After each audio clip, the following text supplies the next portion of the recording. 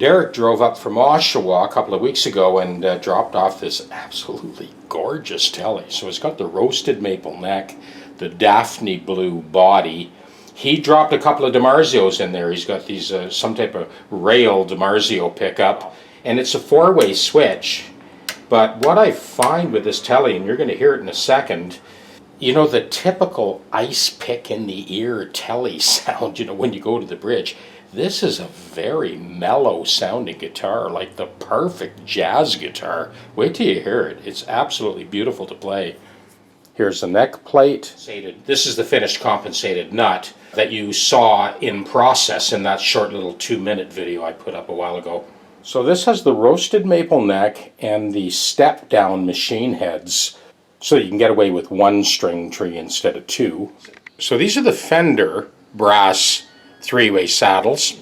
Very interesting to see that debossed Fender logo. So these Tele saddles are obviously not the sort of typical waveform a la Joe Barden, Callahan, or Glendale. They're closer to the Wilkinson saddles actually in design. And I did have to touch them up to get them to intonate all the way across, but it plays beautifully in tune, and you're going to hear in a second. I have done this type of exercise in the past, and what it is, and I used to do this with my music students years ago, to sort of exploit the sound of the diminished 7th chord in between the diatonic chords of the key. So this is a progression. I just looped this a second ago.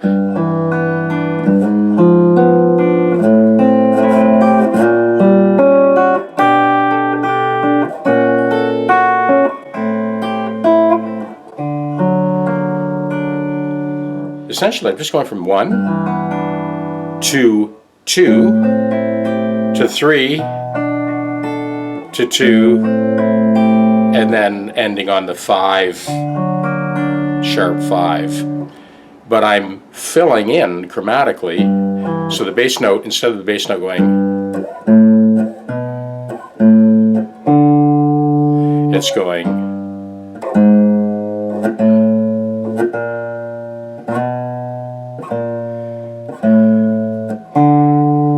So you get that sort of chromatic run, and there's something interesting happens when you do this, because the sound of that G major, the diatonic sound of the G major key, supersedes the chromaticism that we're sort of injecting here. So in other words, you can just blow over G major right through all of these passing chords. Now the other thing that's interesting is you can start to introduce some chromaticism now that you have this chromaticism built in with those filler chords.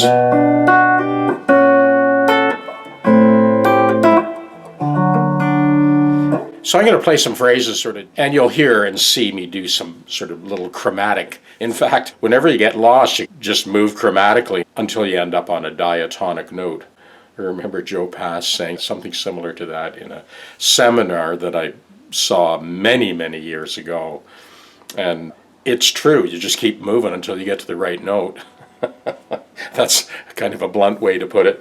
Anyway, so there's my progression.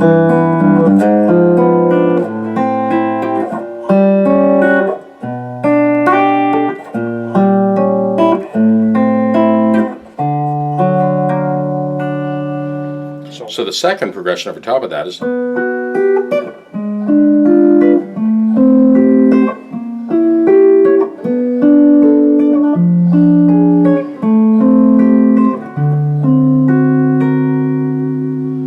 I'm going to let those 2 chord progressions play together and then try and make some chromaticism here. So I'll let that play.